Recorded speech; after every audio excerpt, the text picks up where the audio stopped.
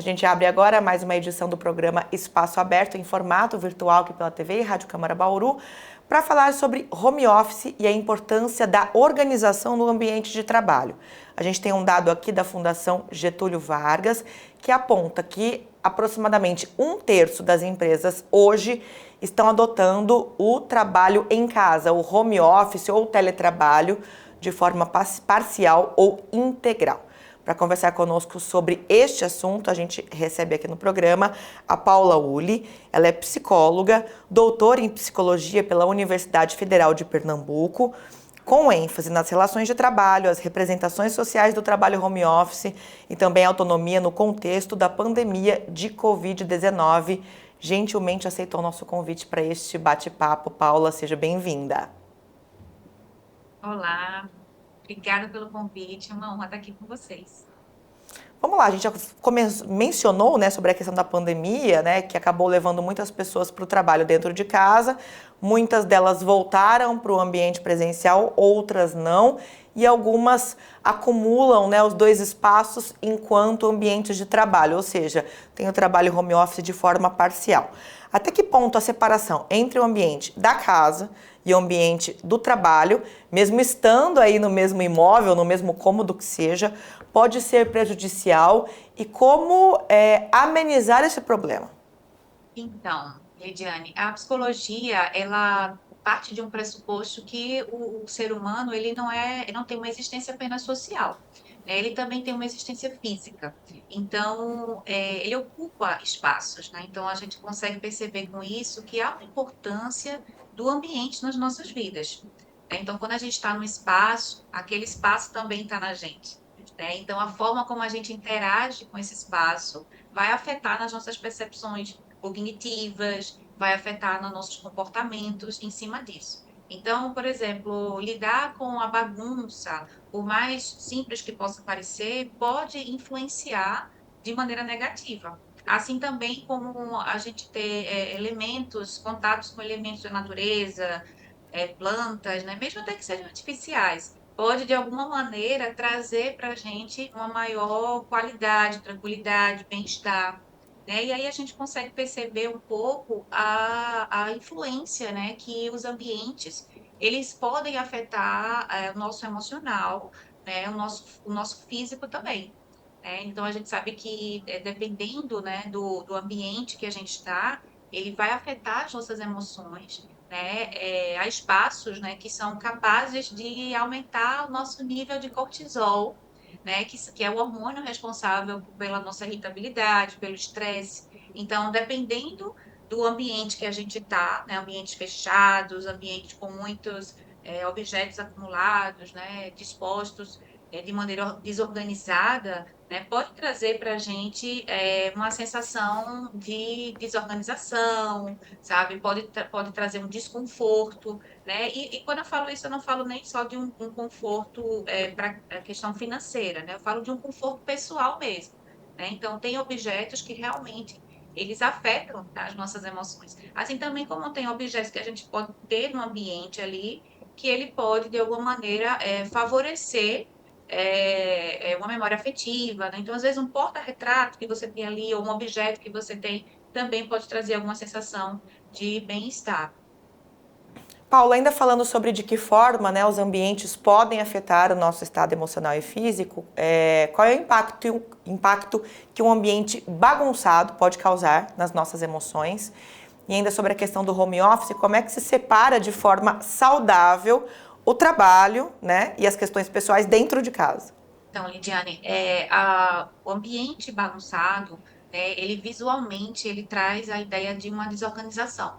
Só que além de uma desorganização, vai muito além disso, né? Então, assim, é a questão da dificuldade de concentração, uma sensação de cansaço, né? Uma sensação de estresse que traz aquele ambiente ali muito carregado, né? E aí, falando sobre a questão do home office, a gente sabe que hoje a gente tem um grupo muito considerável, né, como você falou no início, de pessoas que continuaram, né, com o home office após a pandemia, isso teve um crescimento muito grande, né?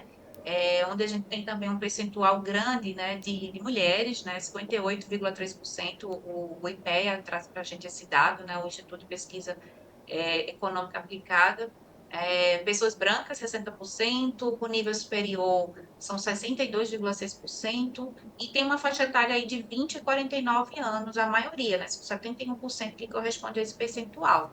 Então, é um grupo muito grande, é importante a gente estar falando sobre isso.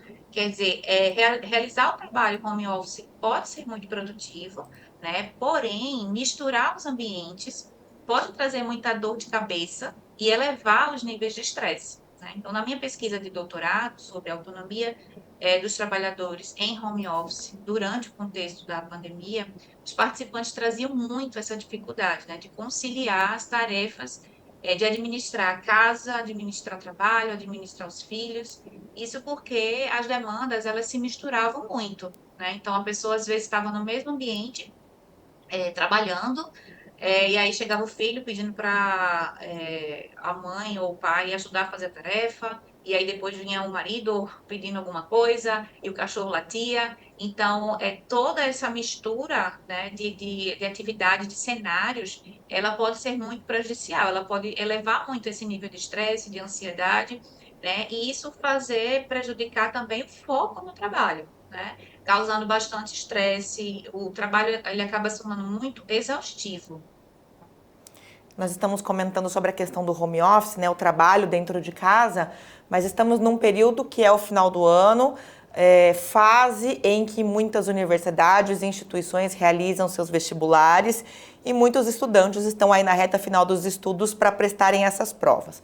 Claro que dentro de casa, né, estar dentro de casa acaba sendo um ambiente importante, se não o principal, para que os estudantes façam esse estudo. E as dúvidas são as mesmas, né? Como manter um local efetivo de estudo, sabendo que há outras pessoas, de repente, dividindo os mesmos cômodos, né? Circulando pela casa, você comentou o cachorro latindo, pessoas pedindo coisas. Como é que focar não só na produtividade, mas também na concentração no ambiente em que há outros estímulos? Isso é importantíssimo, haver uma separação, né, do que é doméstico, do que é estudo ou trabalho também, né? Então, assim, é importante que haja, as pessoas não estão no mesmo ambiente, né, porque é o recurso que ela tem no momento, então é o home office ou é o estudo em casa. Porém, dentro desse home office, dentro dessa casa, haver uma separação do ambiente é super importante. Então, o estudante ele não vai estar no local da escola, do cursinho, né? Ele vai estar ali no ambiente de casa, mas ele pode dar a cara a esse espaço, dar uma cara, um ambiente de estudo ou de trabalho para esse espaço, né? Com o mínimo de ruído possível, com um momento de privacidade para estudar ou para trabalhar de uma forma efetiva, né? Então, eu tenho um exemplo meu durante a pandemia, né, onde eu estava estudando, eu estava fazendo o meu doutorado, estava trabalhando também, filhos, enfim, casa, tudo, e foi muito importante para mim essa experiência de precisar parar e dizer assim, não, eu preciso realmente separar um espaço e um tempo para dedicar ao trabalho, sem estar misturando com outras demandas, porque é essa mistura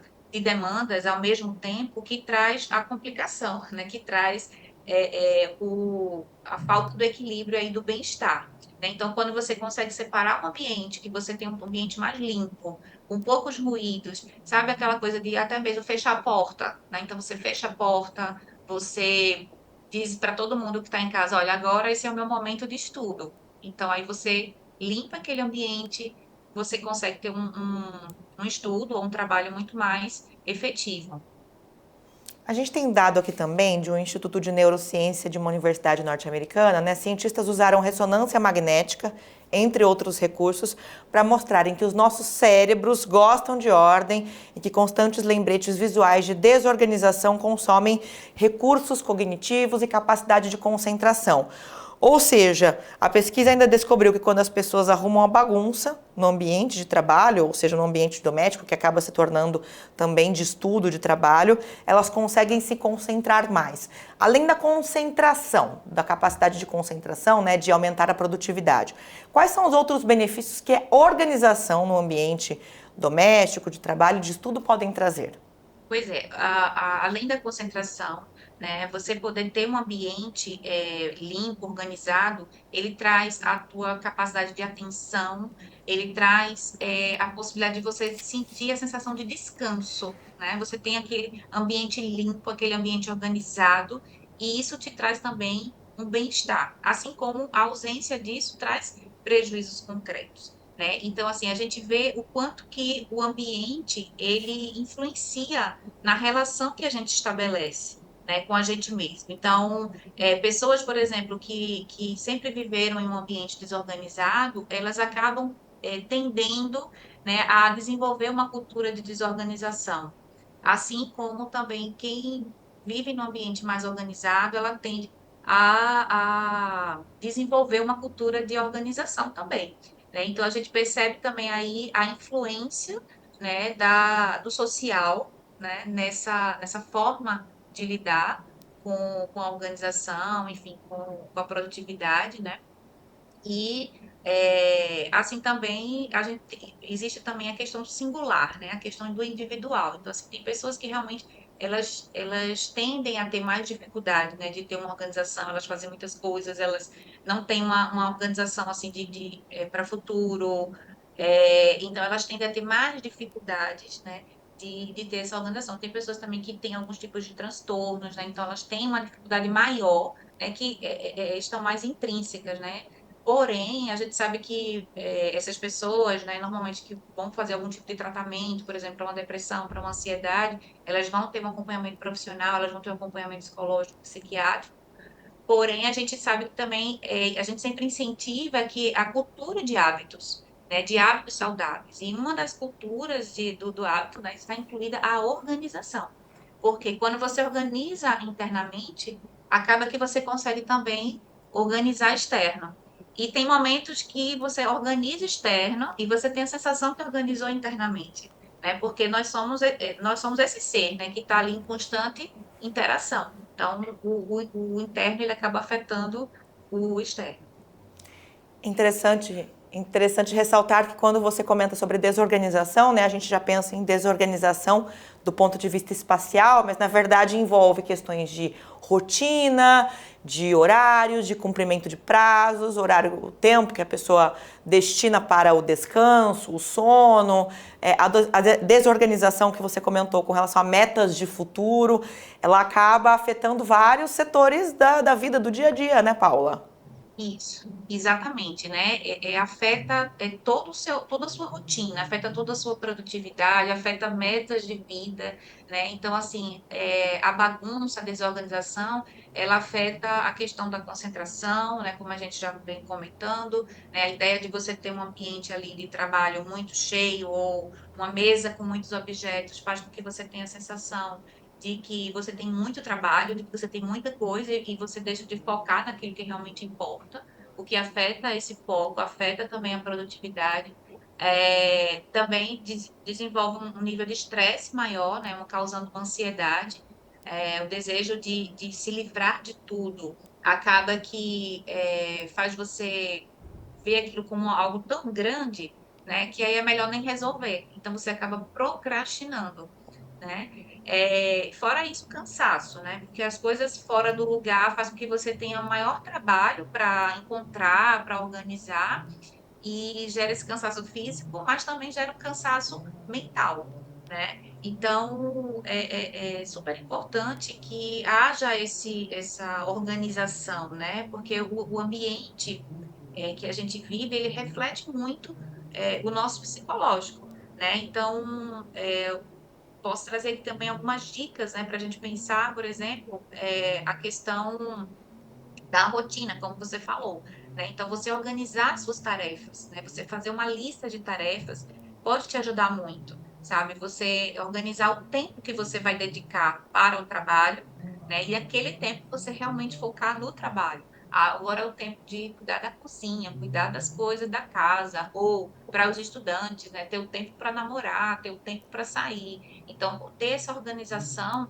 ela ajuda muito você na sua produtividade de uma forma geral, né? Fora isso também, a gente cita a questão da organização do ambiente, mais uma vez, é você colocar as coisas nos seus devidos lugares, as coisas precisam estar encaixadas, né? Então, colocar as coisas em gavetas, colocar as coisas em armários, para que aquele ambiente ele fique o mais limpo possível, né? Para não ter uma poluição visual, isso ajuda também, né? Inclusive, isso serve para as questões de arquivos digitais, né? Hoje a gente está muito digital, então, assim, conheço pessoas que têm tudo, assim, na área de trabalho, então fica todos os arquivos ali, ou fica tudo desorganizado dentro dos documentos. Quer dizer, você pode organizar isso em pastas, em arquivos, que podem facilitar ali a sua visualização e organização, né? E sobre a rotina, existem aplicativos, né, que você pode estar utilizando, que ajudam bastante na lista de tarefas, agenda, né, que são